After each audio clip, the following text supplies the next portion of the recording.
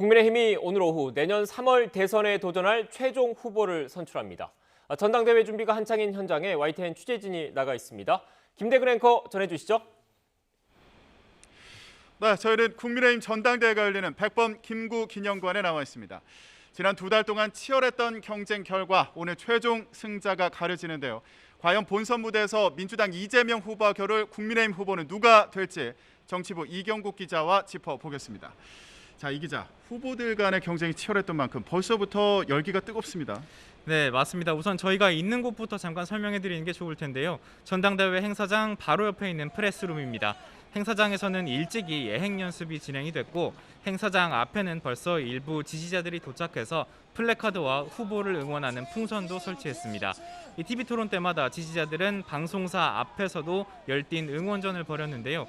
오늘 말 그대로 결전의 날인 만큼 수많은 지지자들이 모일 것으로 예상됩니다. 네, 이렇게 지지하는 분들은 물론이고 시청자분들도 국민의힘 최종 후보가 언제 결정될지 이거 궁금하실 텐데 그렇다면 결과는 언제쯤 나올까요? 네, 국민의힘 대선 후보 이번 주 진행된 당원 투표와 일반 국민 여론조사 결과를 절반씩 반영해서 뽑힙니다. 결과가 발표되는 전당대회 오후 2시에 시작하고요. 오후 2시 20분쯤 투표와 여론조사 결과가 전달이 되고 20분가량 집계가 진행이 됩니다. 2시 45분쯤에 개표 결과가 최종 발표가 되고 대선 후보가 지명됩니다. 네, 후보들도 오늘 하루 엄청나게 떨릴 것 같아요. 어떻습니까? 네, 치열한 경쟁을 벌여온 만큼 또 그리고 지난달부터 10차례 토론회도 벌였고 장 외에서도 치열한 경쟁을 벌였는데요. 이제 말 그대로 긴장 속에서 최종 성적표가 나오기만을 기다리고 있습니다. 네. 자, 당원 투표 또 여론조사 결과를 반반씩 합해서 최종 후보가 결정이 됩니다. 그런데 이 당원 투표율이 역대급이다 이런 소식 저희가 며칠 동안 전해드렸는데요. 그래서 최종 투표율은 얼마나 나온 건가요? 네, 우선 당비를 내는 책임 당원 57만 명가량이 이번 선거인단에 포함이 됐습니다. 당원 투표는 지난 1일부터 어제까지 나흘간 진행됐는데요. 최종 투표율은 63.89%, 당원 36만 3천 명이 참여했습니다. 투표 시작 이틀 만에 이미 역대 최고치를 넘어섰고 투표 시작 첫날에는 당원들이 몰려서 투표 시스템이 한때 먹통이 되기도 했습니다. 네, 64.89%, 36만 명 정도가 투표에 참여를 했습니다. 네. 당원들의 관심이 뜨거운 상황인데 이 투표율에 따라서 누가 유리하다 이런 분석들도 많이 하지 않습니까? 네. 그런데 후보들 같은 경우에는 다 자기가 유리하다고 하더라고요. 네, 맞습니다. 투표율이 워낙 높다 보니까 현장에서도 후보들에게 관련 질문이 쏟아졌는데요. 먼저 후보들 입장부터 들어보도록 하겠습니다. 국민들의 또 우리 당원들의 정권 교체 열망이 크기 때문에 그렇게 나온 것이 아니냐. 그리고 후보로서 유불리를 언급하는 것은 좀 적절하지는 않은 것 같습니다. 네. 대세는 저 홍준표로 확실히 굳어졌습니다. 당원에서도 홍준표가 압승하는 구도입니다. 저는 늘 개혁 보수, 그다음에 중도층, 젊은 층이 중요하다고 주장해왔고 네. 그런데 정책을 맞춰와서 제가 유리할 거라고 봅니다. 이 싸움을 어떻게 승리로 이끌어갈지에 대해서 전략적인 선택들을 하시리라고 저는 믿습니다. 네, 윤석열 전 총장 얘기를 보면 높은 투표율은 정권 교체에 대한 열망을 보여준다 이 정도로 얘기를 했는데 근데 캠프에서는 자신감이 상당하다고요. 네, 맞습니다. 방금 녹취 들으신 것처럼 윤석열 전 총장 본인은 말을 조금 아꼈지만 캠프 측은 현역 의원과 당협위원장 대거 영입으로 다져진 조직표를 기대하면서 10%포인트 이상의 압승을 예상하기도 했습니다. 반면 홍준표 의원 캠프는 최근 여론조사 상승세 그리고 젊은 층의 강한 지지세를 토대로 5%포인트 이상의 승리를 자신했습니다. 유승민 전 의원 개혁 보수를 강조한 만큼 젊은 층 지지를 받을 거라고 분석했고요. 원희룡 전 제주지사 높은 투표율은 변화에 대한 열망인 만큼 자신에게도 불리할 것은 없다는 입장입니다. 네, 윤석열 전 총장은 조직표 또 홍준표 의원은 최근에 입당한 젊은 당원들의 지지를 기대하는 것으로 보이는데 그러다 보니까 이게 조직대 바람의 경쟁이다 이런 말을 많이 하기도 했거든요. 근데 이게 결국 세대별 투표율이 중요한 게 아닌가 이런 생각도 들어요. 네, 맞습니다. 세대별, 연령대별 투표율이 주요하게 작용할 거라는 분석도 있습니다. 특히 홍준표 의원에 대한 지지가 예상되는 2030 세대, 또 윤석열 전 총장에 대한 지지가 예상되는 60대 이상의 투표율이 변수가 될 것으로 보입니다. 이와 함께 어제 종료된 당원 투표에서 서울과 경기 지역 투표율이 비교적 높게 나타났고 투표자 수는 가장 많았습니다. 이 부분이 어떻게 작용할지도 포인트가 될 것 같습니다. 네. 특히 홍준표 후보 같은 경우에는 홍준표 의원은 젊은 층 지지로 경선 후반 여론조사에서 또 앞서는 결과들이 나오지 않았습니까? 네. 그러다 보니까 스스로 무대홍이다 이렇게 강조하기도 했는데 이거는 무슨 얘기인가요? 네, 별명이 생기기도 하고 후보들이 자신에게 별명을 만들기도 하는데요. 홍준표 의원에게는 무조건 야권 후보는 홍준표라는 뜻의 무야홍, 무조건 대통령 후보는 홍준표라는 뜻의 무대홍이라는 별명이 생겼습니다. 네. 이를 두고 홍준표 의원은 2030으로부터 외면받고 놀림당하던 자신의 진심이 통했다면서 열광적 지지를 받게 돼서 기쁘다고 자평하기도 했습니다. 예전에는 여권에서 홍라땡 그러니까 홍준표 의원이 나오면 땡큐다 이렇게 했는데 요즘에는 또 분위기가 달라졌다 이런 말이 들리기도 하고요. 네. 그러다 보니까 홍준표 의원 스스로도 대세가 기울었다 이렇게 강조하고 있는 상황인데요.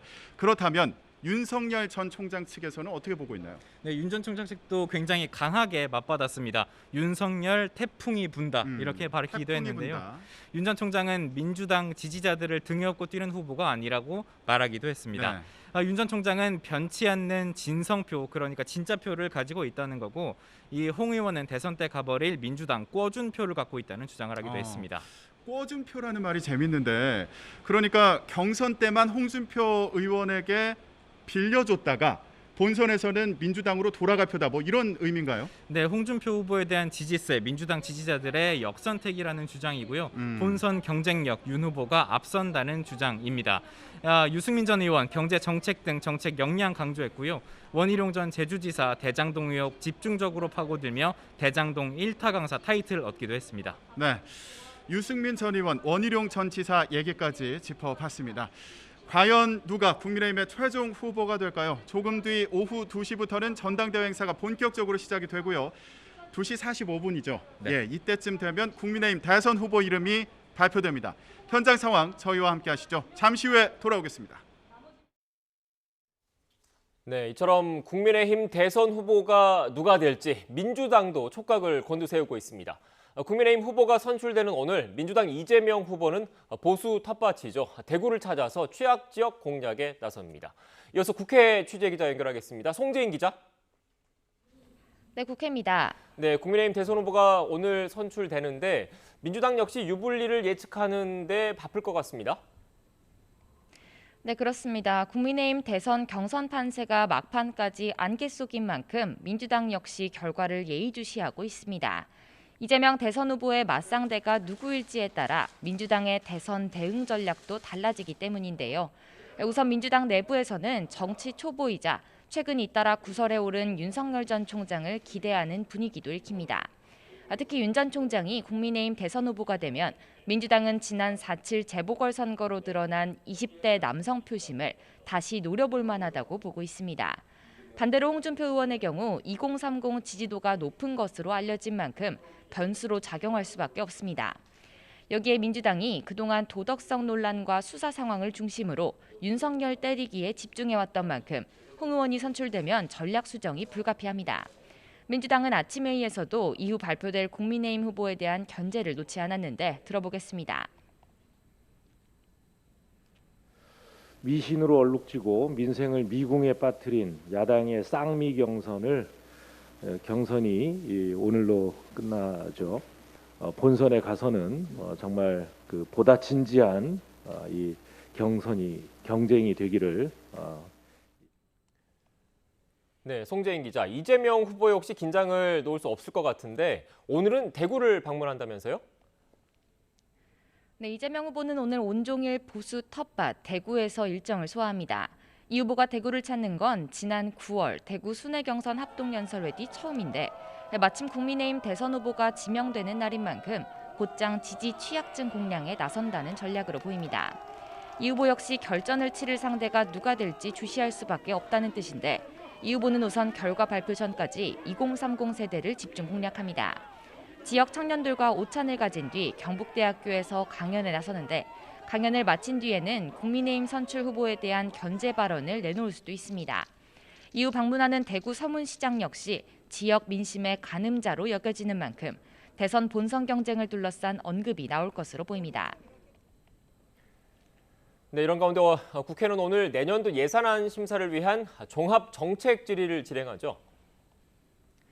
네, 초 오전 10시로 예정됐지만 한상혁 방통위원장이 어젯밤 코로나19에 확진되면서 회의는 오후로 미뤄졌습니다.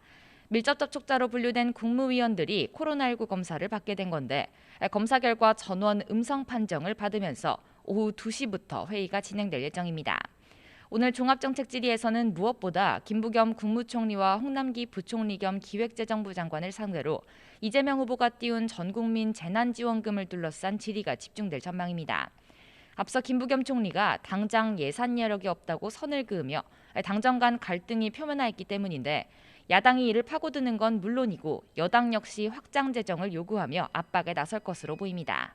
지금까지 국회에서 YTN 송재인입니다.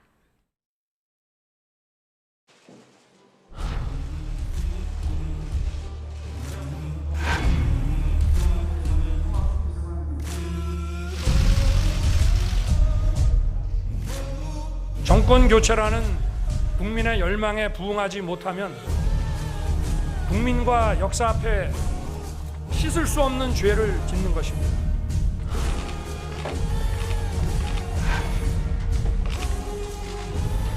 밖에서 머문 시간 동안 저 자신을 돌아보고 오로지 대한민국의 미래만 생각을 했습니다.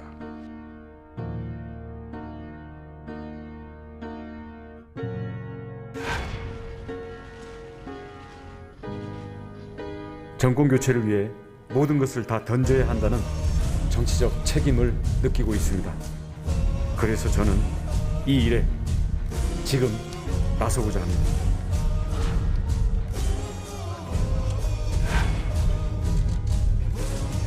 내년 대선은 1-2% 차이로 승부가 납니다. 중도층 수도권, 청년층의 마음을 얻지 못하는 후보로는 대선에 필패합니다.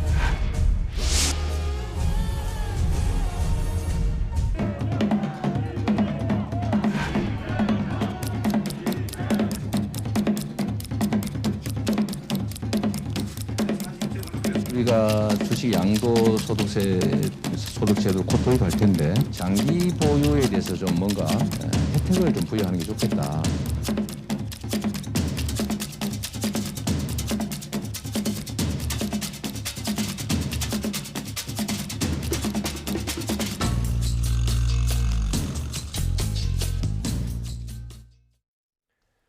네, 잠시 뒤 국민의힘이 최종 대선 후보를 결정합니다. 내년 3월 대선에서 기호 2번을 달고 출마할 제1야당 후보는 누가 될까요? 이를 바라보는 여당의 시선까지 오늘의 정치권 소식 짚어보겠습니다. 현근택 전 이재명 캠프 대변인 그리고 김근식 윤석열 캠프 비전전략실장 두 분 나오셨습니다. 안녕하세요. 안녕하세요. 네, 안녕하세요. 오늘은 국민의힘이 새 뉴스니까 실장님한테 먼저 질문을 좀 드려야 될 것 같습니다. 시험은 치렀고 이제 성적표가 공개되기만 기다리고 있는데 윤석열 캠프 쪽에서는 성적이 잘 나올 것으로 보고 계십니까? 네, 우선 국민 여러분과 또 당원 여러분들의 아주 지대한 관심 속에 잘 무사히 마무리가 됐고요. 겸허하게 국민과 당원의 선택을 기다리고 있을 뿐이고, 그러나 이제 전체 캠프 내부의 분위기는 민심을 나타내는 여론조사는 그동안 엎치락뒤치락 혼전 양상을 보이긴 했습니다만 최근 며칠 사이에 그동안 조금 좀 빠졌던 윤석열 후보의 지지가 많이 좀 결집되는 그런 모양을 보이고 있고요. 무엇보다 이제 당심에서 흔들리지 않는 견고한 윤석열 지지층들이 굳건하게 있어서 저희들은 승리를 낙관하고 있습니다. 네, 승리를 낙관하고 계신다고 했는데 추가로 좀 질문 하나 더 드리겠습니다. 이게 당원 투표 그리고 여론조사는 어제 다 끝난 거잖아요. 네, 근데 그 발표하는 데까지 좀 기간이 있다 보니까 SNS를 통해서 여러 버전의 그런 판세 분석 이런 정보가 나오더라고요. 그거 다 믿을 수 없는 거죠? 그렇습니다. 믿을 수 없고요. 그건 이제 어느 쪽에서 필요에 따라서 그걸 만들어서 돌릴 수도 있고, 그다음에 또 이제 기존에 나왔던 여론조사에도 보면 일반 여론조사 안에도 또 국민의힘 지지층에 대한 여론조사 응답이 있지 않습니까? 그런 걸 환산해 가지고 뭐 만들어서 나름대로 예측을 하는 수치여서 그 절대적인 그 믿음을 우리가 더 가지고 100% 신뢰할 수는 없다고 보고요. 명확하게 오늘 2시 이루어지는 그 당 전당대회에서 선관위원장에게 그냥 밀봉한 채로 그대로 갖다 주고 그걸 그대로 관계자 몇 명만 정확히 보고 딱 발표를 하게 돼 있습니다. 그래서 사전에 지금 돌아다니는 수치들은 개의치 마시고 오후 2시에 전당대회를 지켜보시기 바랍니다. 네, 알겠습니다. 일단 뭐 전반적인 말씀을 해주셨고, 뭐 당연히 뭐 그 실장님께서는 윤석열 후보의 승리를 낙관하시는 것 같은데 어떻게 보셨습니까? 저는 이제 반대 근거를 좀 제시해 보겠습니다. 왜냐하면 SNS에 여러 가지 버전이 있고 홍준표 후보가 이기는 것도 있던데, 물론 이게 어쨌든 여론조사를 나타내는 건 아닙니다만, 저는 이제 그 네이버나 다음 트렌드를 가끔 조회해 봐요. 근데 최근에 보니까 한 4, 5일, 일주일 정도는 홍준표 후보가 앞서고 있습니다. 물론 이 검색량 늘어나는 게 지지율하고 일치하진 않아요. 근데 검색량이 늘어난다는 얘기는 관심이 있다는 얘기거든요. 그러면 약간 선행하는 경향이 있습니다. 그 검색 트렌드가. 구글은 사실 우리나라 국민들이 많이 안 쓰니까 구글보다는 다음이랑 네이버에서 조회를 많이 한다고 보는데, 최근에는 좀 앞서가는 경향이 보이고 있고, 사실은 또 민심이라는 게 지금 말씀처럼 20대, 30대, 40대 분들이 이제 홍준표가 많이 앞서가잖아요.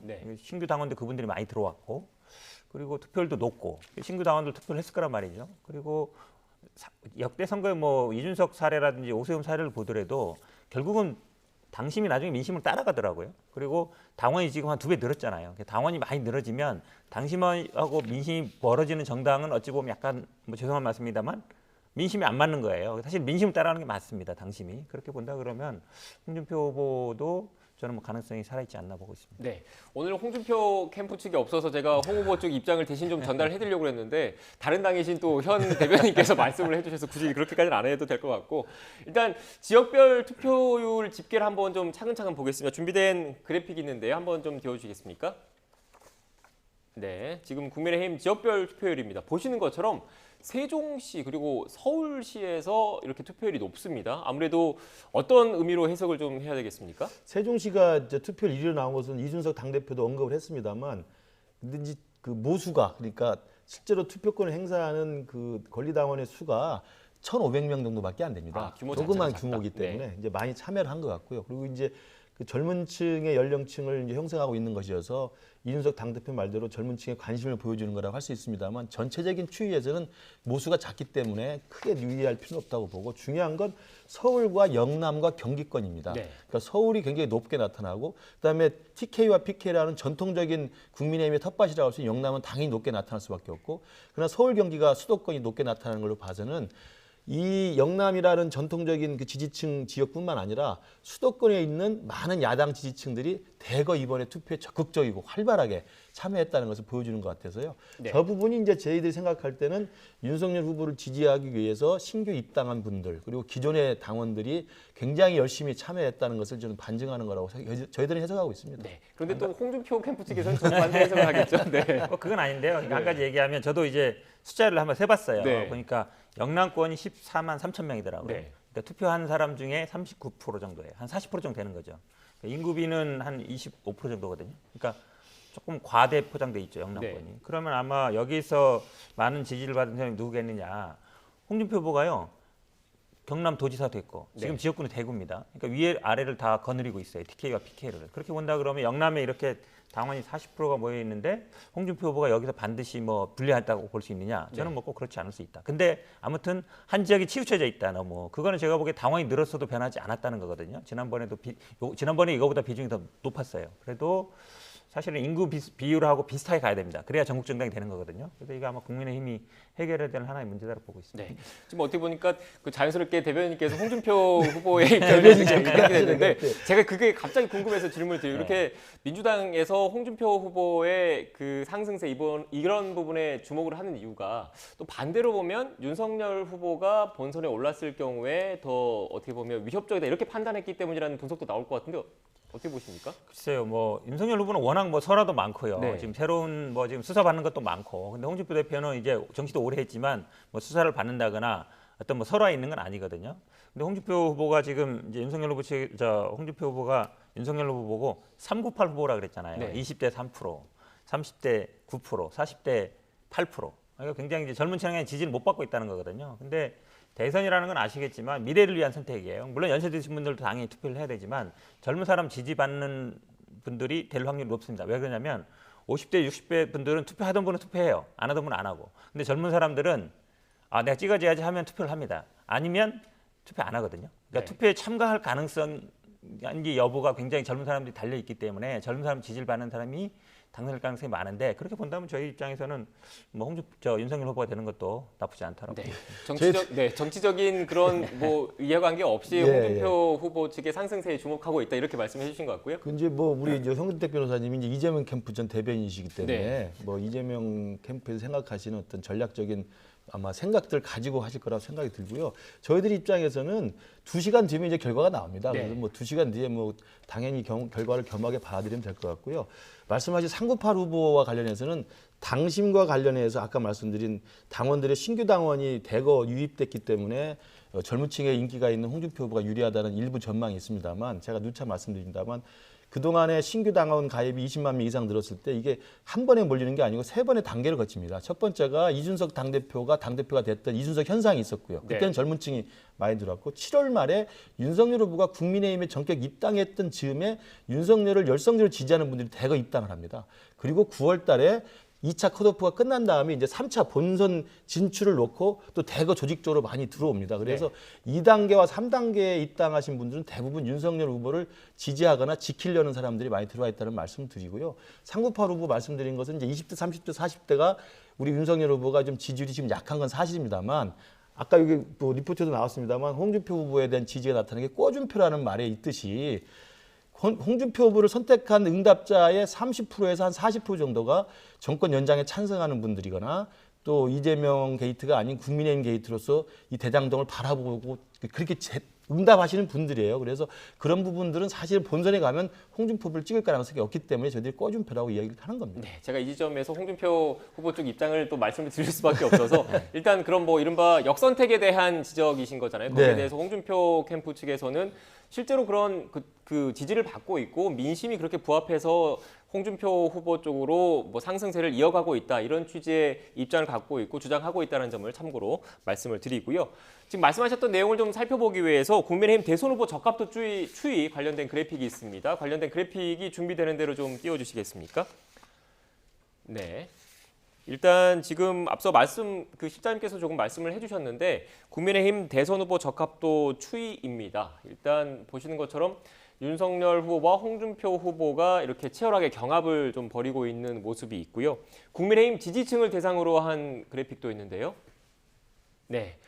이 국민의힘 지지층을 대상으로 했을 때는 보시는 것처럼 윤석열 후보가 홍준표 후보보다 좀 상대적으로 좀 큰 격차로 이기고 있는 모습이 나오고 있습니다. 그래서 지금 일각에서 얘기를 하고 있는 게 윤석열 후보는 당심에서 그리고 홍준표 후보는 상대적으로 민심, 일반 국민 여론에서 우위를 보이고 있다 이런 분석이 나오는 이유일 텐데 대변인께서는 어떻게 보십니까?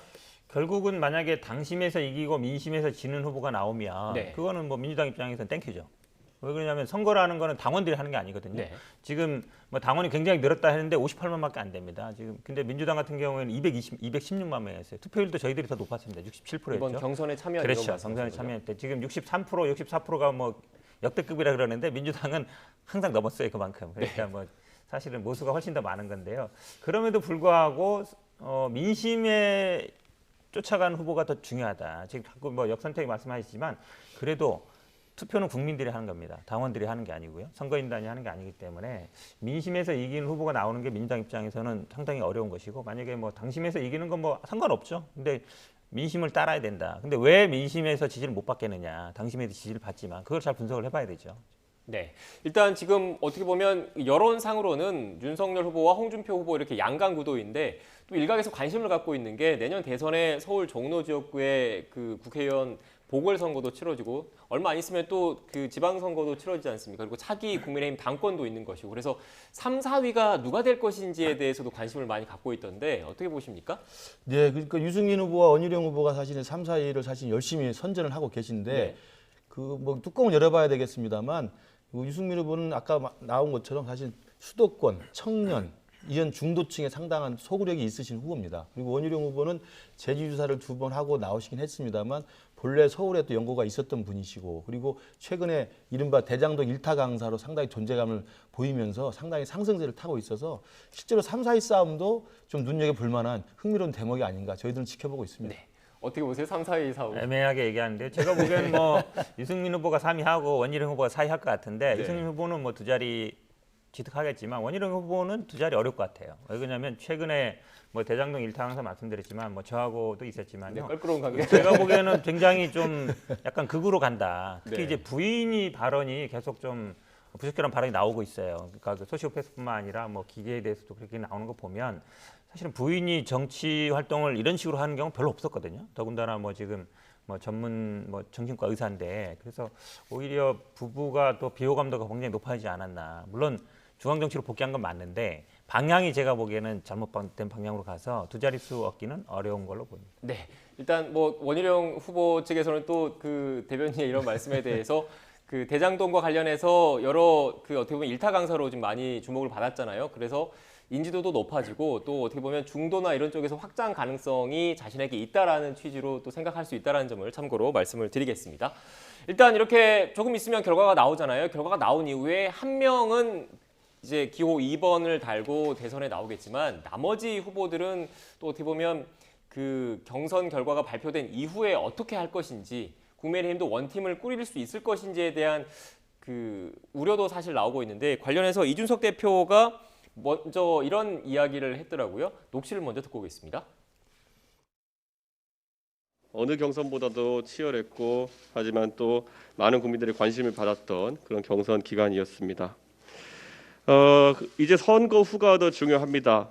화학적 결합은커녕 갈수록 결속력이 저하되는 민주당을 반면교사 삼아 우리 당의 모든 당원과 지지자들은 의견을 모아야 합니다. 단합하면 정권 교체를 이룰 수 있고 흩어지면 우리는 각계격파 당할 것입니다. 정권 교체를 위해서는 단합해야 된다 이렇게 얘기를 했는데 결과가 나오면 만약에 윤석열 후보가 이기든 지든지 간에 결과에 승복하는 건 어떻게? 그럼요. 당연한 거고요. 아까 모두에 말씀드린 것처럼 국민들의 선택이고 당원들의 준엄한 선택입니다. 그 부분에 대해서는 모든 후보가 똑같이 다 승복을 하고 원팀으로 드림팀을 만들어야 된다고 생각을 하고 제가 오늘 듣기로도 아침 뉴스에 홍준표 후보는 페이스북에 올렸더라고요. 네, 지금 나가고 있습니다. 그렇습니다. 그래서 어떤 결과든 수용을 할 것이고 활동을 하겠다. 그리고 그 대신 선대위는 맞지 않겠다 이렇게 말씀을 하셔서 제가 볼 때는 홍준표 후보께서도 아마 이 부분에 대해서는 충분히 승복할 자세가 돼 있다고 생각을 하고 나머지 유승민 후보와 원희룡 후보 같은 경우도 이미 3, 4위에서 이렇게 선전을 하신 분이기 때문에 당의 어떤 미래 그리고 내년에 정권 교체라고 하는 그 단일한 어떤 목표를 향해서는 똑같은 대우를 형성해서 잘 그 원팀을 만들 거라고 저희는 낙관하고 있습니다. 네, 비전 실장님이시니까 추가로 좀 여쭐게요. 네. 지금 홍준표 후보 측 같은 경우는 결과에는 승복을 하겠지만 그 차기 후보의 선대위에서는 활동하지 않겠다라고 밝혔거든요. 네. 윤석열 후보가 만약에 진다면 다른 후보의 선대위에 참여를 하실 겁니까? 당연히 그렇게 해야죠. 그러니까 정권 교체를 위해서는 뭐 사실은 어떤 역할이든 어떤 또 자리든 간에 마다하지 않고 가장 열심히 노력을 해야 한다고 생각합니다. 네, 그러면 그런 자세는 모든 후보가 똑같이 가지고 있다고 생각합니다. 네, 그러면 윤석열 캠프 측의 입장을 다시 한번 정리를 하면 결과가 나오면 결과 무조건 승복을 하고 그럼요. 그리고 만약에 졌을 경우에도 다른 후보의 그 선대위에서 적극적으로 선거운동을 돕겠다, 활동을 그럼요, 하겠다. 그럼요. 예. 네, 어떻게 보셨습니까? 저는 뭐 이 홍준표 후보 메시지는 좋다고 봅니다. 왜냐하면 정치를 오래 한 경험에서 나오는 거예요. 왜냐하면 결국은 결과에 승복하는 게 굉장히 중요하거든요. 근데 이 선대위에 활동하지 않겠다라고 명시적으로 한 건 아니에요. 그러니까 백의종군 하겠습니다라고 딱 썼다가 2분 만에 지웠거든요. 네. 근데 그거 딱 캡처해놨더라고요. 그래서 그 기자들이. 그래서 어쨌든 백의종군 하겠다라는 생각은 아닌 거예요. 어찌 보면 지웠으니까. 그러면 아마 본심은 뭐 참여할 수도 있지 않겠냐라고 보이고 본인도 어쨌든 정치를 하겠다는 생각이 있는 거잖아요. 그만둔다는 게 아니기 때문에 저는 뭐 홍준표 후보는 윤석열 후보 만약에 이긴다 그러면 뭐 역할도 맡을 수 있다고 보고 윤석열 후보는 뭐 정치 처음인데 처음부터 만약에 뭐 결과 승부 안 한다든지 만약에 예를 들어서 뭐 역할 안 하겠다 그러면 이제 정치 끝나는 거거든요. 그러니까 아마 둘 다 제가 보기엔 승복하고 참여할 것 같습니다. 네, 일단 뭐 결과가 조금 있으면 나오니까 네. 실제로 약속을 지키는지는 뭐 잠시 뒤에 그럼요. 직접 확인하면 네. 될 것 같고요. 여론조사 내용을 좀 살펴볼게요. 대선 가상 대결 관련된 그래픽이 있는데 그래픽을 좀 띄워주시겠습니까? 일단 지금 그 가상 대결 여러 사람이 동시에 나왔을 때 경우입니다. 먼저 홍준표 후보가 국민의힘 후보가 됐을 경우에도 이렇게 다자 대결인데도 이재명 후보를 이기는 것으로 지금 나왔고요. 다음 그래픽 보여주십시오. 네, 윤석열 후보가 국민의힘 후보로 됐을 경우에도 역시 이재명 후보를 이기는 것으로 나왔고 역시 다자 대결입니다. 일단 지금 이 내용을 보고서 제가 궁금한 게 안철수 후보의 그런 역할에 대해서 사실 좀 궁금한 게 있어요. 그러니까 그동안의 좀 결과를 보면 이렇게 다자 대결, 양자 대결이 아니라 다자 대결로 갔을 경우에는 국민의힘 후보가 이재명 후보의 상대적으로 좀 열세인 측면이 보여서 야권 단일화에 대한 그 요구가 계속 있을 것이다 이런 분석이 나왔는데 물론 여러 그 여론조사 기관마다 여론조사 결과가 다르기 때문에 이 여론조사만 놓고 판단을 할 수 없겠지만 지금처럼 다자 대결 상태에서도 국민의힘 후보가 이겼을 경우에 향후 야권 단일화 움직임, 야권 단일화 목소리가 좀 더 줄어들 수밖에 없는 거 아닙니까? 그 우선 안철수 후보가 이제 대선 출마선을 했고 네. 또 열심히 하고 계시기 때문에 저희들은 그 즐겁게 지켜보고 있습니다. 그리고 오히려 안철수 후보가 열심히 뛰셔서 제3지대든 중도층이든 그 존재감을 키워서 파일을 키우는 건 전체 정권 교체는 다 대의에는 다 동의하고 있기 때문에 나쁘지 않다고 생각하고요. 그러나 이제 안 대표가 나서서 출마선을 했는데 초기부터 뭐 단일화를 하느니 마느니 말하는 것 자체가 사실 안철수 대표에게는 굉장히 껄끄러운 이야기입니다. 네. 그래서 오히려 더 열심히 하실 수 있도록 저희들은 즐겁게 지켜보고 또 우리들이 또 할 일을 해야 된다고 생각하고요. 앵커께서 말씀하신 것처럼 단일화 문제는 나중에 우리가 진지하게 고민해 볼 수 있는 문제지만 지금 할 필요가 없는 게 우선 우리 국민의힘 후보가 확정이 되면 그 후보의 더 외연을 확장해서 중도층도 끌어들이고 청년도 끌어들여서 외연을 확장해서 지지율을 높이는 전략이 우선이고 그래서 지지율을 높여가지고 아까 나온 것처럼 다자대결에서도 문제없이 계속 이기는 추세가 나타난다고 한다면 안철수 후보와의 아름다운 단일화는 훨씬 더 쉬워지는 거거든요. 그래서 저희들은 안철수 후보의 행보를 정말 지켜보면서 단일화는 후순위로 좀 우리가 나중에 생각할 문제이고 오히려 국민의힘 후보의 중도 외연 확장에 대한 더 노력을 기울이는 것이 급선무라고 생각합니다. 네, 지금 결국 지지율 추이를 보면서 야권 단일화 문제가 논의될 것이다 이런 말씀이셨는데 앞서 다자 대결에도 심상정 후보가 좀 있었거든요. 여권에서도 고민을 할 수밖에 없는 지점인 것 같습니다. 그렇죠. 그러니까 뭐 정의당은 항상 선거 때마다 민주당과 어떻게 관계를 설정할 건가, 그거는 뭐 총선, 지방선거, 대선 항상 되는 문제였고요. 뭐 심상정 후보가 지금 민주당을 세게 때리고 있습니다. 뭐 전환정뿐만 아니라 대장동도 본인의 이제 어찌 보면 이제 몸값을 키우고 있는 건데 결국은 내세우는 정책을 보니까 1번 공약이 주사일제. 그다음에 2번 공약이 부동산 불로소득 환수. 사실 이재명 후보랑 다 똑같아요, 거의. 그래서 아마 정책 연달아는 그런 가능성들은 충분히 열려 있다라고 보고 있습니다. 네, 지금 재난지원금 말씀을 하셔서 자연스럽게 이 얘기를 해봐야 될 것 같습니다. 먼저 민주당 이재명 후보 같은 경우에는 후보 선출이 먼저 됐기 때문에 정책 관련된 이야기를 많이 건네고 있습니다.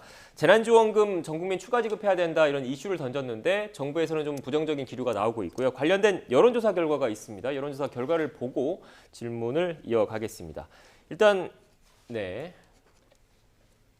지금 보시는 것처럼 조사, 재난지원금 추가 지급에 대해서 어떻게 생각하느냐 이 그 여론조사 결과인데 반대 의견이 찬성보다는 좀 많게 나왔습니다. 어떻게 보셨습니까? 그러니까 이재명 후보의 이제 대표적인 그 공약 중에 하나가 바로 이제 기본 시리즈라는 거 아니겠습니까? 네. 그리고 이제 그 국가가 책임지는 복지를 보편적 복지로 하겠다라는 입장을 일관되게 가지신 분이어서 뭐 당연히 또 추가 재난지원금을 뭐 주장할 수 있다고 생각합니다. 그러나 이게 이제 재정 여력이라는 문제가 있고 그리고 실제로 코로나로 인해서 고통을 받는 실제 취약계층과 더 어려운 층에 대해서 더 두텁게 해야 되지 않느냐는 또 선별적 또 혜택의 측면이 있기 때문에 아마 여당 내에서도 조금 당혹스러운 느낌이 있는 것 같고요. 또 실제로는 최근에 김부겸 총리하고도 약간의 좀 설전을 벌이지 않았습니까? 네. 그래서 그런 걸 보면 저는 이재명 표의 어떤 그 기본 자기의 일관성을 가져간다는 의미에서 주장을 할 수 있지만 국민들이 봤을 때는 이제는 위드 코로나로 지금 국면이 바뀌고 있는 상황이고 일상 회복이 지금 조금씩 회복되고 있는 상황이기 때문에 전 국민을 상대로 또 세금을 뿌리겠다는 생각은 조금 이제는 좀 접어야 되지 않을까 그렇게 생각을 합니다. 네. 일각에서는 이 당정 간의 갈등이 현재 권력 그리고 미래 권력과의 그런 어떻게 보면 갈등, 이견으로 표출될 수 있다, 더 커질 수 있다 이런 분석도 나오고 있던데 당내에서는 어떻게 보고 계십니까? 일단 뭐 이재명 후보가 말씀하신 것처럼 뭐 계속 주장해 온 거기 때문에 지난번부터 그렇고 한 번도 뭐 선별적으로 하자고 주장해 본 적은 없는 거예요. 그러니까 뭐 후보가 돼서 갑자기 바뀐 건 아니고요. 근데 아마 이게 좀 뭐 국민들이 보기에도 제가 보기도 부정적인 여론이 많이 나온 게 이제 당내에서도 다른 목소리가 좀 있었고 그다음에 김부겸 총리와도 약간 다른 목소리를 내다 보니까 그런 거여서 지금은 이제 도지사가 아니거든요.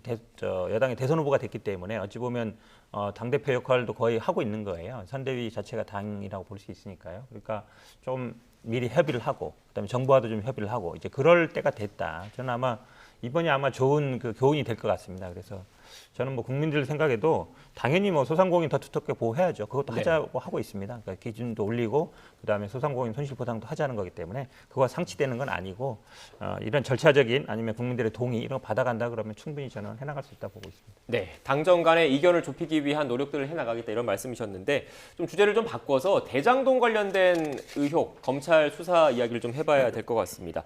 일단 어제 그 이재명 후보의 최측근인 정진상 부실장이 유동규 전 본부장과 통화했던 사실이 지금 파악이 되면서 좀 논란이 불거지고 있는데 관련된 목소리들이 정치권에서 나왔습니다. 먼저 듣고 오겠습니다.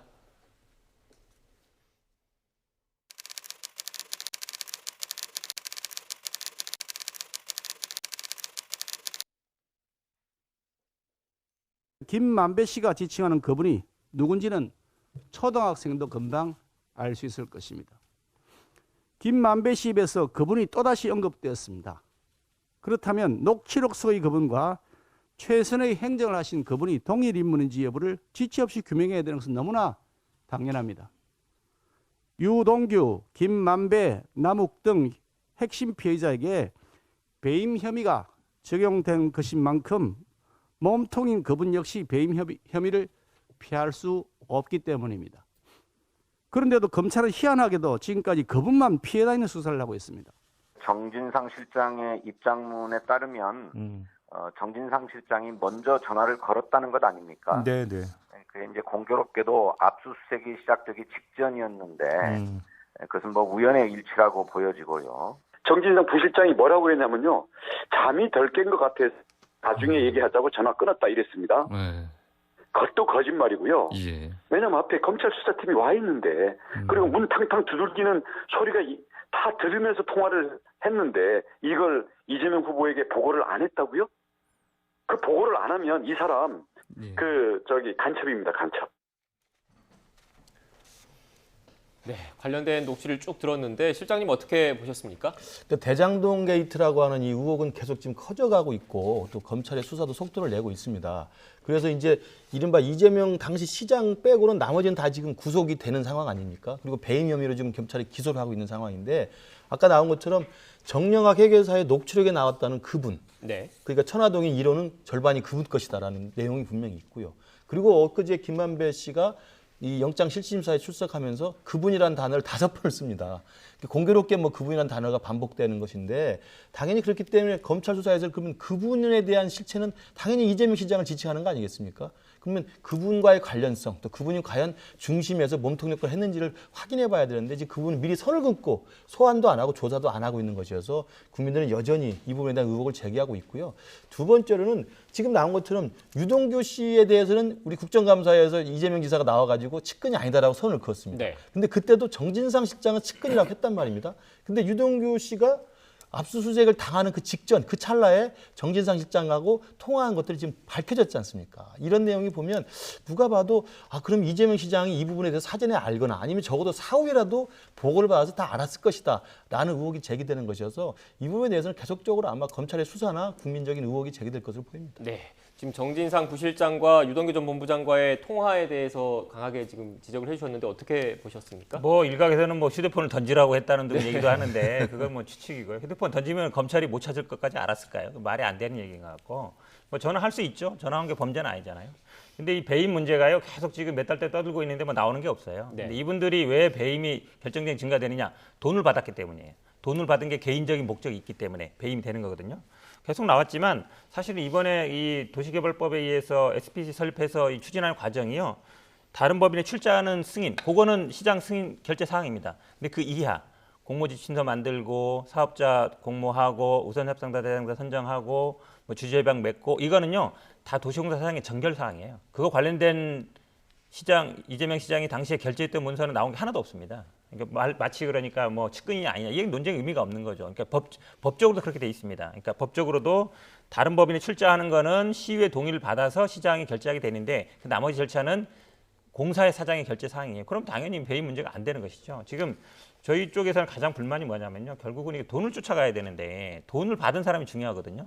지금 물론 주기로 한 것도 약속도 뇌물은 돼요. 하지만 돈을 실제로 줬는지가 굉장히 중요한 거죠. 지금 5억 주고받은 사람들은 다 구속됐잖아요. 그럼 당연히 50억 받은 사람, 100억 받은 사람들이 당연히 다음에 수사를 받고 구속이 돼야 되는 거거든요.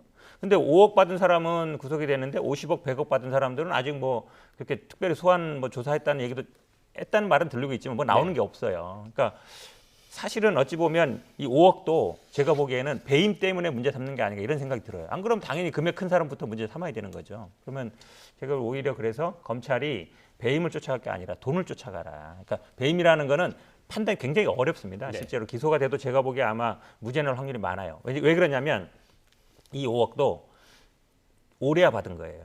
그리고 700억 약속도 작년 말에 한 거예요. 보통은 돈이 주고받는 거는요. 사업을 해서 사업자 선정할 때 주고받고 선정이 됐을 때 큰 거래가 오가게 마련이고 이게 다 끝나가지고 지금 5년 전에 선정한 거거든요.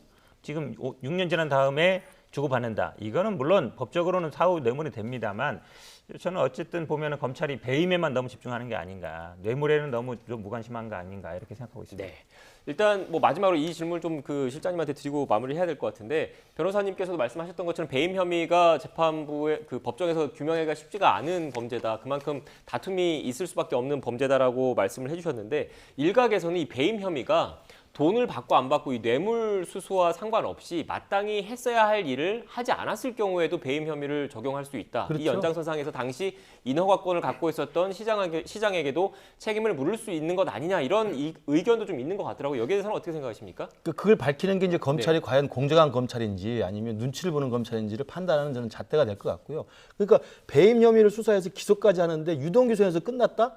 그건 누가 봐도 이건 초등학생이 봐도 이해가 되지 않습니다. 아까 전결 사항 이야기했습니다만 정부 부처에 보십시오. 장차관이 전결하는 걸 국장한테 합니다만 그 모든 전결이라고 되어 있는 국장 결재 사항도 장차관한테 보고 다 합니다. 그게 관료입니다. 관료 사이로 돌아가게 돼 있기 때문에 저는 이 배임 혐의에 대해서는 돈을 주고받은 그 돈을 추적하는 것도 저는 분명히 필요하고 밝혀야 되는 문제입니다만 성남시장 당시 이재명 시장이 이 부분에 대해서 관여했는지 안 했는지 밝혀내는 것. 그럼 최소한 수사는 해야 되지 않겠습니까? 저는 그런 부분에 대해서는 국민적인 의혹이 분명히 제기되고 검찰도 거기에 따를 거라고 생각합니다. 짧게만 짧게만. 네. 뭐 이거 배임된다 그러면 아마 전국에 있는 지자체장들 다 배임됩니다. 왜냐하면 공익환수 한 것도 없어요. 다 민간에 줘버렸거든요. 공익환수는 빵원.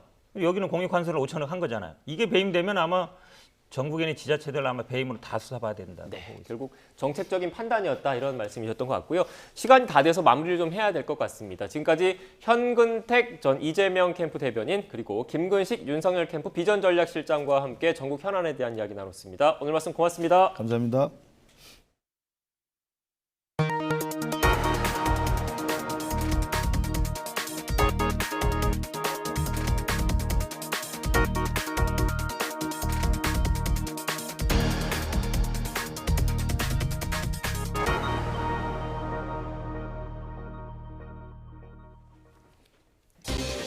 국민의힘이 잠시 뒤 전당대회를 열고 대선 최종 후보를 확정합니다. 2시 45분쯤 개표 결과가 발표될 것으로 보이는데 민주당은 역대급 블랙 코미디 경선이 이제 끝났다며 본선에서는 진지한 경쟁이 되길 바란다고 밝혔습니다. 정부가 코로나19 확진자 급증에 대비해 수도권 상급 종합병원에서 준중증 환자 치료 병상 400여 개를 확보하는 등 병상 확보 행정명령을 내렸습니다. 정부는 하루 확진자가 10,000명까지 발생하더라도 감당이 가능할 것이라고 설명했습니다. 정부가 관객이 500명 이상인 대규모 공연에 18살 이하 청소년도 방역 패스 대상에 포함하기로 했습니다.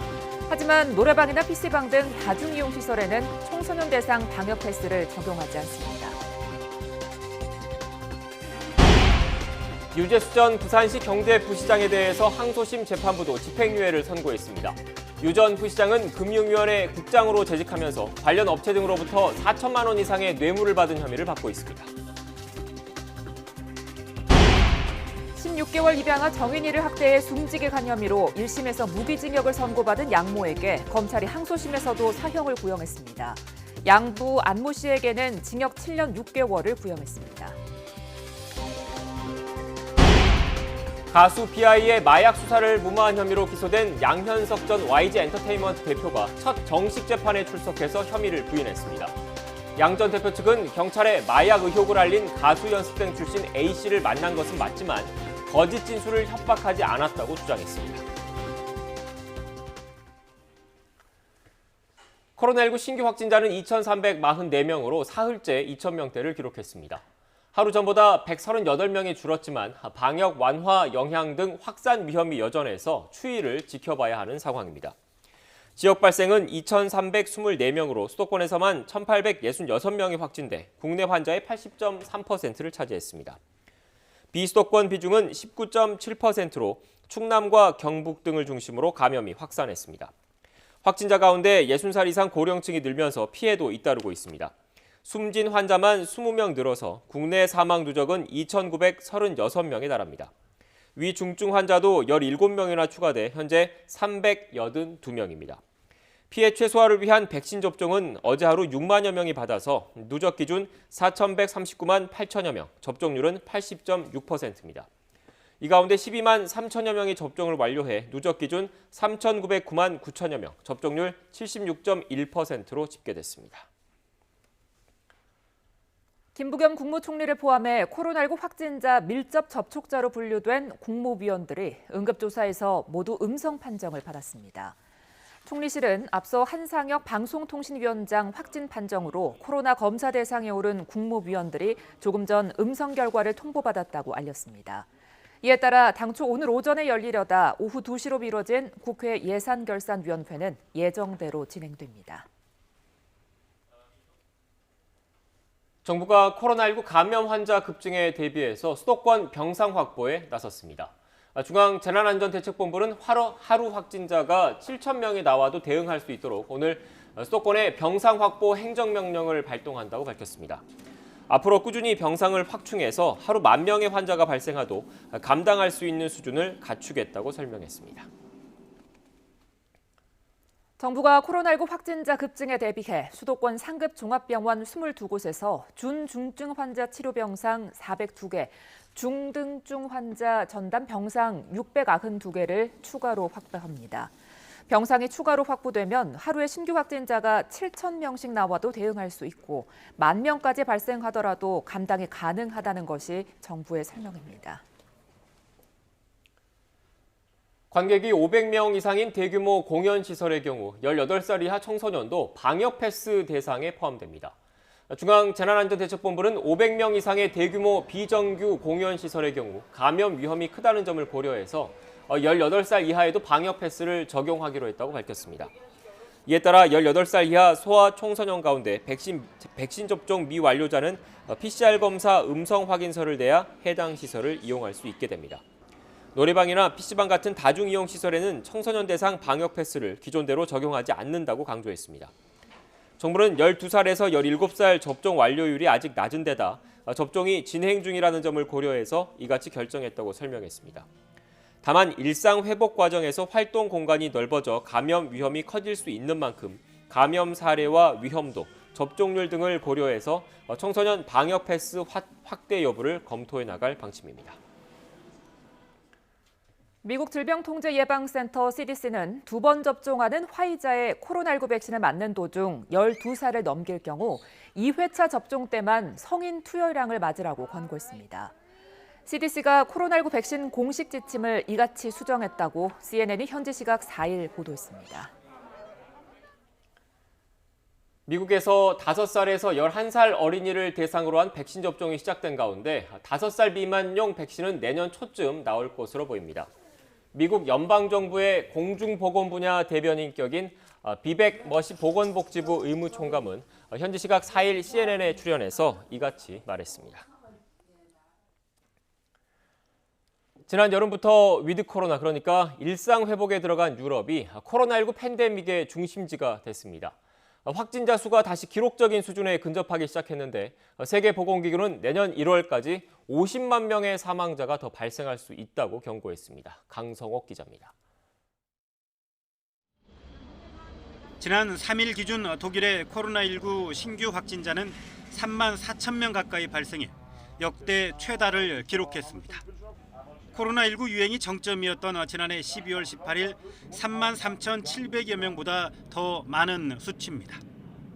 하루 사망자도 165명에 달할 정도로 위중증 환자도 크게 늘었습니다. 상대적으로 일찍 위드 코로나로 전환한 유럽의 심각성은 세계보건기구의 통계에서도 여실히 드러나고 있습니다.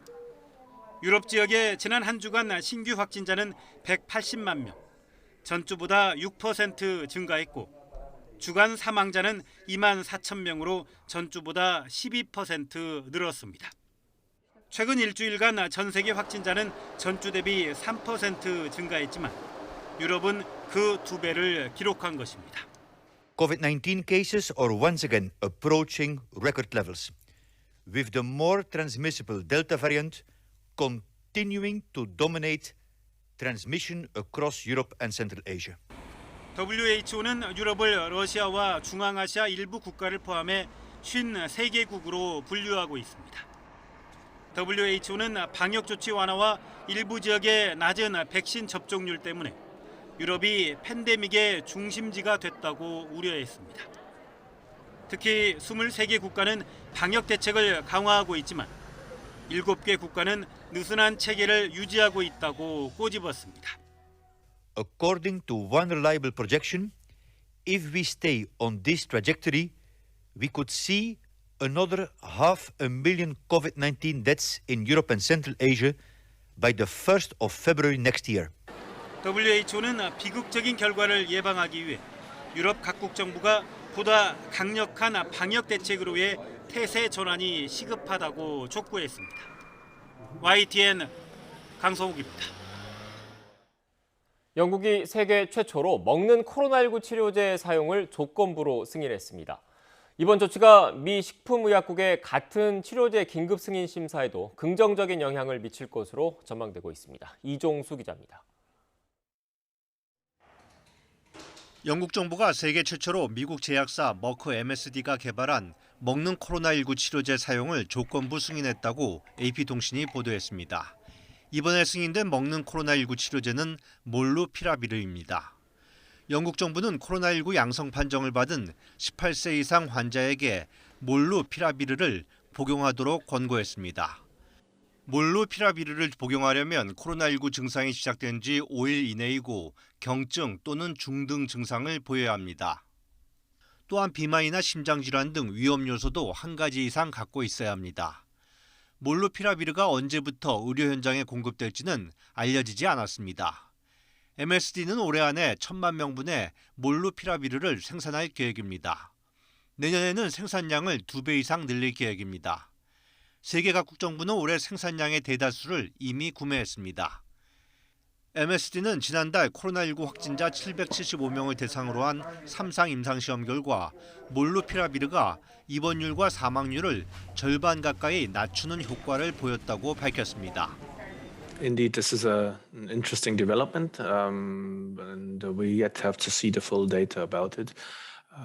If it holds true, then it is another weapon. 미 식품의약국 FDA는 오는 30일 몰루피라비르 긴급 사용 승인 외부 자문단 회의를 열 예정입니다. 영국 정부의 이번 승인이 FDA의 긴급 사용 승인 심사에도 긍정적 영향을 미칠 것으로 로이터 통신은 전망했습니다. YTN 종수입니다. 대장동 의혹을 수사하는 검찰 수사팀 직원이 코로나19에 확진되면서 화천대유 대주주 김만배 씨와 남욱 변호사의 예정된 조사가 취소됐습니다. 서울중앙지검 관계자는 오늘 전담수사팀 수사관 한 명이 코로나19 확진 판정을 받았다고 밝혔습니다. 애초 수사팀은 특정경제범죄 가중처벌법상 배임 등의 혐의를 받는 김만배 씨를 구속 이후 처음으로 구치소에서 데려와 조사할 예정이었지만 확진 여파로 조사가 취소됐습니다. 김 씨와 함께 구속된 남욱 변호사도 오늘 오후 검찰에 출석할 예정이었지만 조사 일정이 미뤄졌습니다. 뇌물수수 혐의로 1심에서 징역형의 집행유예를 선고받은 유재수 전 부산시 경제부시장이 항소심에서도 집행유예를 선고받았습니다. 서울고등법원은 오늘 뇌물수수와 수뢰 후 부정처사 등 혐의로 기소된 유 전 부시장에게 징역 1년 6개월에 집행유예 3년을 선고한 1심을 깨고 징역 1년에 집행유예 2년을 선고했습니다. 벌금 액수도 9천만 원에서 5천만 원으로 낮아졌고 추징액도 4,200만 원에서 2천여만 원으로 줄었습니다. 재판부는 다양한 방법으로 이익을 받아 죄질이 가볍지 않다면서도 뇌물과 관련해 위법성 인식이 강한 범죄가 아닌 것으로 보이고 구체적인 청탁이 없었던 것으로 보인다고 판단했습니다. 앞서 유 전 부시장은 금융위원회 국장으로 재직하면서 관련 업체 대표 등에게서 4천만 원이 넘는 뇌물을 받은 혐의 등으로 구속 기소됐습니다. 16개월 입양아 정인이를 학대해 숨지게 간 혐의로 1심에서 무기징역을 선고받은 양모에게 검찰이 항소심에서도 사형을 구형했습니다. 검찰은 오늘 서울고등법원에서 열린 결심 공판에서 살인 등 혐의로 기소된 양모 장모 씨에게 사형을 선고해달라고 요청했습니다. 장 씨의 학대를 방임한 혐의 등으로 함께 재판에 넘겨진 양부 안모 씨에게는 징역 7년 6개월을 구형했습니다. 앞서 장 씨는 지난해 6월부터 10월까지 입양한 딸인 정인이를 상습 폭행하고 강한 충격을 가해 숨지게 간 혐의로 재판에 넘겨졌습니다.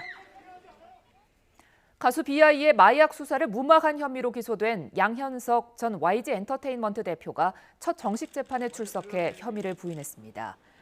양 전 대표는 오늘 서울중앙지방법원에서 열린 첫 재판에서 무죄를 주장하는 변호인의 의견과 같은지 묻는 재판장의 말에 그렇다고 답했습니다. 변호인은 양 전 대표가 비아이의 마약 의혹을 경찰이 알린 가수 연습생 출신 A씨를 만난 것은 맞지만 거짓 진술을 하라고 협박하거나 강요하지 않았다고 주장했습니다. 우리나라를 대표하는 컨테이너 항만인 부산항에서 요소수 품귀 사태에 따른 물류 대란 우려가 커지고 있습니다. 요소수를 구하지 못한 컨테이너 운반차들이 조만간 멈추게 될 거란 전망이 나오는데요. 대책이 서둘러 마련되지 않으면 수출입 산업 전반에 영향을 끼칠 것으로 보입니다. 차상은 기자입니다. 부산항 근처에 있는 한 주유소.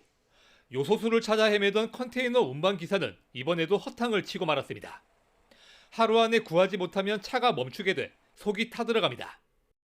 주유소 기름을 넣으러 오고 지금 요소수가 없단 말입니다. 딴 데 가도 요소수가 없습니다. 충청권 한탕 정도 갔다 올 요소수뿐이 없습니다. 경유차에 필요한 요소수가 품귀 사태를 빚으면서 운행을 멈추는 화물차가 조금씩 생겨나기 시작했습니다.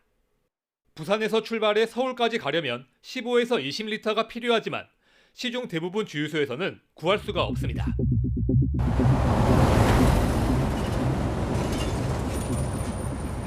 요소수가 부족한 상황이 계속되면서 부산항 일대에서는 물류 대란에 대한 우려가 갈수록 커지고 있습니다. 우리나라 컨테이너 물동량의 75%를 차지하는 부산항에서는 트레일러를 이용한 운반이 필수적입니다. 요소수를 구하지 못한 트레일러들이 멈추면 수출입 화물의 육상 운반길이 막히고 항만 운영에도 차질이 불가피합니다. 항만 물류업계에서는 이르면 다음 주부터 운송 차질이 현실화될 걸로 내다보고 있습니다. 요소수를 미리 비축해둔 대형업체와는 달리 트레일러 같은 화물차 기사들은 필요할 때마다 넣다 보니 주유소를 중심으로 한 공급망이 끊기면 마땅한 대책이 없습니다.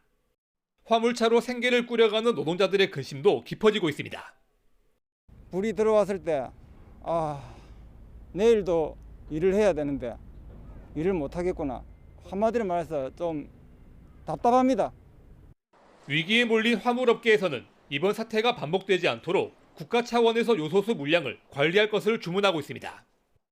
이 원자재를 장기적으로 봤을 때는 우리나라에서도 수입에만 의존하지 않고 우리나라 자체적으로 생산을 해서 완제품까지 완성을 해야 된다고 생각을 합니다. 항만 물류 차질은 수출입에 의존하는 국내 다른 산업계에도 영향을 미칠 것으로 예상돼 시급한 대책 마련이 필요해 보입니다. YTN 차상입니다. 청와대가 오늘부터 국내 요소수 수급 안정을 위한 자체 태스크포스를 가동합니다. 유영민 대통령 비서실장은 오늘 청와대 내 관련 비서관실이 공동 참여하는 TF팀을 즉시 운영하라고 지시했습니다. TF팀은 안일환 경제수석을 팀장으로 정책실과 국가안보실 관련 비서관들로 꾸려졌습니다. 청와대는 소부장 대응체계와 같이 경제, 외교가 종합된 대응체계를 구축해 국내 산업계, 물류업계 등과의 협력체계와 중국 등 요소 생산국과의 외교 협의 등 다양한 채널을 종합적으로 활용하기 위한 것이라고 설명했습니다.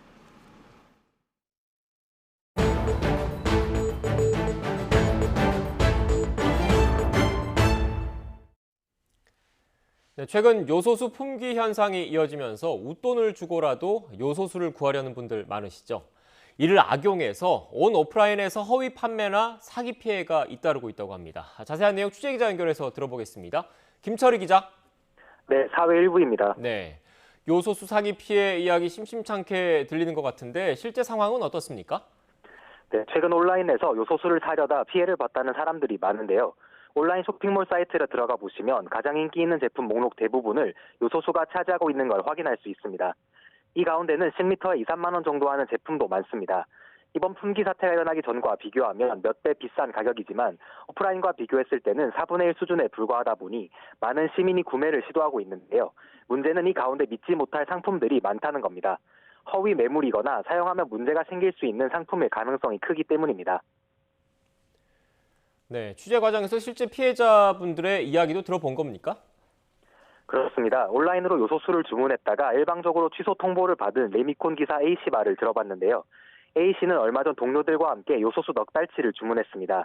그런데 물건은 오지 않았고 한참 뒤에야 물건이 다 떨어졌으니 구매 취소를 해주겠다는 문자만 날아왔습니다. 믿고 기다리다 시기를 놓쳐 요소수는 아직 구하지도 못했고요. 지금 남은 건 10리터짜리 요소수 한 통뿐이라고 합니다. 일주일이면 남은 요소수가 다 동날 텐데 당장 리미콘 차량 운행을 못할까 잠도 못 자고 있다고 합니다. 직접 들어보시겠습니다. 전화고도 지금 할 수가 없는 좀 난처한 상황이거든요. 그래서 너무 지금 억울하고 지금 잠도 못 자고 스트레스 받고 이러고 있는 상황입니다. 네, 온라인에는 오프라인보다 훨씬 싸게 파는 요소수 상품도 많다고 하던데 이유가 있습니까? 네, 대부분이 중국에서 물건을 들여오는 이른바 해외 직구 상품이기 때문입니다. 수급에 문제가 없는 해외에서 물건이 오니 가격이 싸다는 건데요. 하지만 이 제품을 구매자가 실제로 받아볼 수 있을지 미지수입니다. 저희와 만난 수입업체 관계자는 이 가격에 물건을 팔면 남는 게 하나도 없을 거라면서 수상할 정도로 가격이 낮다고 말했는데요. 들어보시겠습니다. 거의 10kg 정도의 제품인데 이게 지금 무료 배송으로 국내까지 들어온다면 한국의 택배비도 좀 많이 오른 상태에서 도저히 가격적인 면에서 이해가 안 되거든요. 네, 그런데 가격이 싸다고 무조건 또 사기로 볼 수는 없는 것 아닙니까? 네, 물론 그렇습니다. 하지만 이윤을 거의 남기지 않고 물건을 판매하는 것이라고 가정해도 상품이 우리나라까지 도착하지 못할 가능성이 큽니다. 현재 중국 정부가 관련 상품의 수출을 엄격히 통제하고 있기 때문인데요. 업계 관계자는 개인정보만 빼내려는 사기일 수도 있다면서 주의를 당부하기도 했습니다. 이 부분 역시 직접 들어보시죠. 정상적인 제품이 안 들어오고 그냥 우리가 개인정보 구매할 때 주소나 이름, 전화번호를 정확히 적어서 넘기게 되는데 이 개인정보만 중국에 그냥 다 넘어가는 게 아닌가. 네, 김철희 기자. 온라인에서 요소수를 살 때는 주의가 일단 필요해 보이는데 그럼 오프라인에서는 문제가 없는 겁니까? 그렇지 않습니다. 전북 익산에선 누군가 요소수 제조업자인 척 접근해 판매 대금만 챙기고는 그대로 잠적했다는 신고가 경찰에 접수됐는데요. 사기범들은 진짜 요소수 제조업체에 걸려오는 전화를 가로채 피해자들을 속였습니다. 당장 요소수가 급했던 피해자들은 일단 돈을 입금하라는 사기범들의 말에 그대로 따를 수밖에 없었습니다. 이처럼 절박한 사람들의 사정을 악용한 사기 범죄가 온오프라인을 가리지 않고 계속되고 있는데요. 피해자 측 얘기 직접 들어보시겠습니다. 현금을 통장으로 넣어주면 발주를 해주겠다, 출고를. 개인 통장 명의를 카톡으로 보내줬답니다. 네, 피해를 막는 게 중요할 것 같은데 어떤 점들을 주의해야겠습니까? 네, 피해를 막으려면 무엇보다 시가보다 지나치게 낮은 가격의 제품을 경계해야 합니다. 앞서 말씀드린 것처럼 가격이 싼 경우 물건이 도착하지 않을 가능성이 크기 때문인데요. 그 가격으로 물건을 확보하지 못해서일 수도 있고 돈만 받아 챙기려는 사기이거나 개인정보를 노린 범죄일 수도 있습니다. 해외 직구 등을 통해 요소수를 사는 데 성공했다고 해도 안심하기는 이릅니다. 요소수는 국내 기관에서 정식 인증을 받아야만 유통할 수 있는데 해외 직구 상품들은 이런 절차를 거치지 않은 이른바 불량인 경우가 많기 때문입니다. 전문가들은 불량 요소수를 차량에 주입하면 환경오염 감소 효과에 문제가 생기거나 저감 장치 자체가 망가뜨릴 수 있다고 말했습니다. 장치가 고장난다든지 또 질소 산화물 저감 효과에도 문제가 될 수가 있기 때문에 아마 그런 부분들의 검증이 좀 필요하고 요소수 품귀 현상으로 디젤차 운전자들은 큰 고통을 받고 있는데요. 허위 매물로 인한 추가 피해라도 막으려면 온오프라인 판매자들의 자정 노력 그리고 정부 차원의 관리 감독 강화가 절실해 보입니다. 지금까지 사회 1부에서 전해드렸습니다.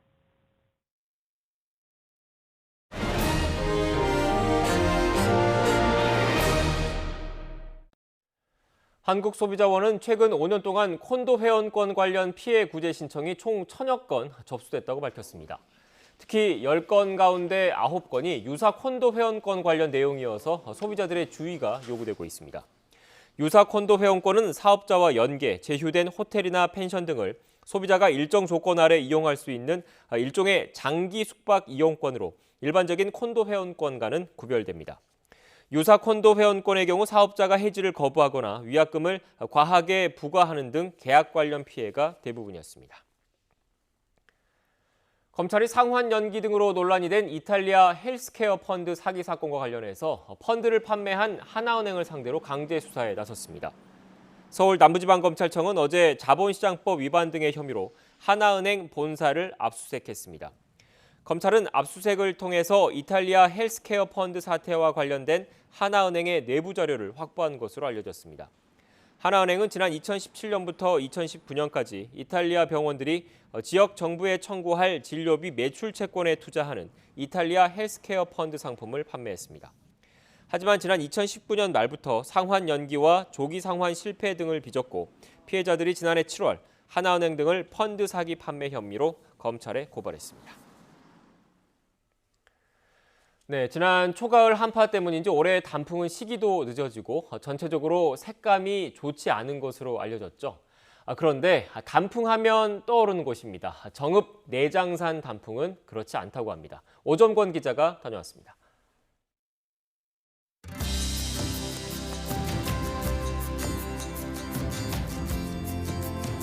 단풍이 절정을 향해 치닫고 있는 정읍 내장산. 내장산은 그래도 괜찮대 라는 말을 어디서 들었는지 평일 낮인데도 탐방객들이 끊임없이 이어집니다. 진입로부터 차량이 막힐 정도입니다. 내장산이 단풍이 너무 이뻐가지고 사람들이 많이 와요. 그래서 주말에는 올 수가 없어요. 저희는 가까우니까.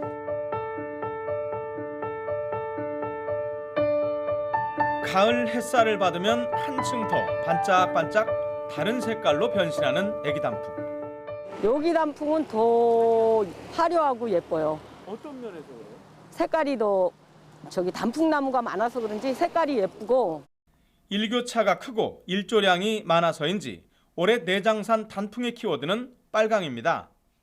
내장산 안쪽에 있는 이 단풍나무는 조금 더 특별합니다. 나무의 크기도 정말 크지만요. 나무의 수령, 그러니까 나이가 정말 오래됐습니다. 290년 된 단풍나무. 단풍나무 한 그루로는 처음으로 지난 8월 천연 기념물로 지정됐습니다. 내장산 단풍은 이번 주말쯤 절정에 이를 것으로 예상되고 있습니다. 이에 따라서 탐방객들이 몰릴 것으로 보여 방역당국은 비상이 걸렸습니다.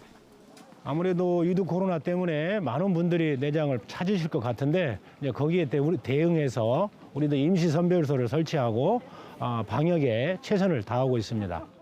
국립공원 측에서 예상하는 이번 주말 탐방객은 4-5만 명가량. 비록 야외이지만 탐방객이 일시에 집중되는 만큼 마스크 쓰기, 거리 두기 등 방역 수칙을 지켜주시길 당부드리겠습니다. 어렵게 조금씩 되찾아가고 있는 일상이 다시 수렁에 빠지지 않도록 단풍 나들이에도 다른 사람을 향한 배려가 필요한 시절입니다. YTN 오점곤입니다.